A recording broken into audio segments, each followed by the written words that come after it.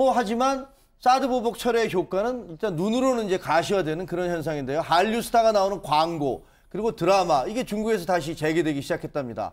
그리고 또 중국의 최대 온라인 할인 행사 광군제 뭐 11월 11일 날 열리는 이 광군제에서 한국 제품들도 뭐 불티나게 팔렸다고 하는데요. 어떻습니까? 이제 뭐 시로가 좀 양국이 좀 그 개선되고 있다 관계가 이렇게 볼 수 있습니까? 그러니까 그 얼어붙을 때 최초의 신호가 사실은 경제 특히 관광 분야에서 시작이 됐었던 그랬었죠. 건데 또 풀리는 기미도 이제 관광 분야에서 먼저 시작이 되고 있지 않습니까? 이제 지난달 31일에 한중 합의라고 표현을 해야 되나요? 이게 나오기 전에부터 그 한국 관광 금지가 풀렸다 그러면서 뭐 다시 광고가 뜨고 있다는 소식이 제일 먼저 들렸고, 그렇죠. 그다음에 이제 광군제 뭐 28조 어마어마한 매출을 올렸는데 하루 매출이 28조. 와, 엄청난데요? 알리바바에서만 예. 판 게. 근데 여기에 지금 전지현 씨라고 별에서 온 그대라고 하는 드라마가 중국에서 대히트를 천 한류 스타 중의 스타인데 전지현 씨가 중국의 한 업체 광고 모델로 등장을 했다라는 이야기는 네. 한한령을 풀었다라고 저 봐야 되는 것이죠.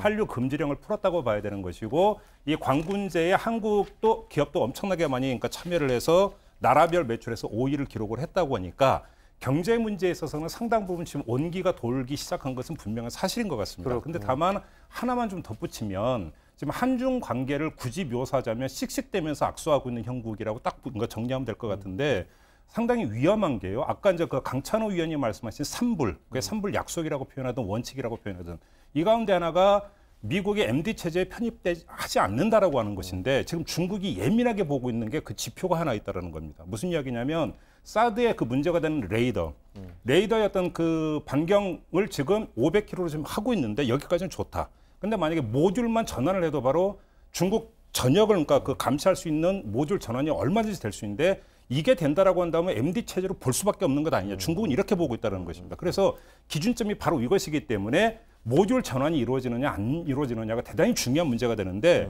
중요한 것은 모듈 전환의 운영권은 우리가 아니라 주한미군이 갖고 있다는 것입니다. 그러니까 어찌 본다 한중 관계가 다시 얼어붙을 가능성도 배제할 수가 없는 것이고, 근데 그 운명의 키를 누가 쥐고 있냐면 미국이 쥐고 있다는 것이죠. 알겠습니다.